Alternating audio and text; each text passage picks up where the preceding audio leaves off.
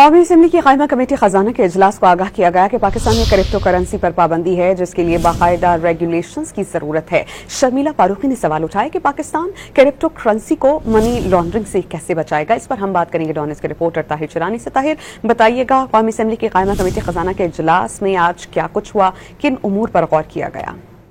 जी, एक तो शर्मिला फारूकी की जानिब से डिजिटल करेंसी के रेगुलेशन से मुतालिक बिल पेश किया गया।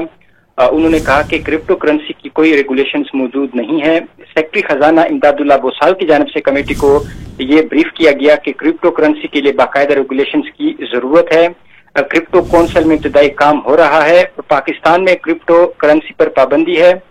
स्टेट बैंक ने क्रिप्टो कॉइन्स में सरमायाकारी पर पाबंदी आयद कर रखी है। हुकाम स्टेट बैंक की जानिब से बताया गया कि डिजिटल करेंसी से मुतालिक नेशनल वर्किंग ग्रुप कायम किया गया है। क्रिप्टो कौंसिल को तजावीज दी गई हैं। क्रिप्टो करेंसी के लिए लीगल फ्रेमवर्क दरकार होगा। पूरी दुनिया में सिर्फ सेल्वाडोर ने क्रिप्टो करेंसी को कानूनी करार दिया है। सेल्वाडोर भी अब इस फैसले को वापस ले रहा है।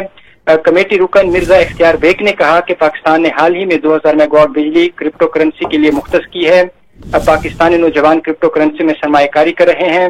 उन्होंने कहा कि हुकूमत ने 7 से 8 सेंट इस क्रिप्टो माइनिंग के लिए निर्ख मुकर्रर कर रखे हैं और पाकिस्तान की सनतें 9 सेंट फी यूनिट का मुतालबा कर रही हैं। कौमी असम्बली की कायमा कमेटी के इजलास में रुकन कमेटी उसामा अहमद ने यह सवाल उठाया कि पहले हवाला हुंडी के जरिए पैसा बाहर जाता था, अब क्रिप्टो हवाला हुंडी और मनी जो लॉन्ड्रिंग है उस पर भी गौर खौस किया गया। ताहिर, हमें अपडेट कर रहे थे, बहुत शुक्रिया आपका।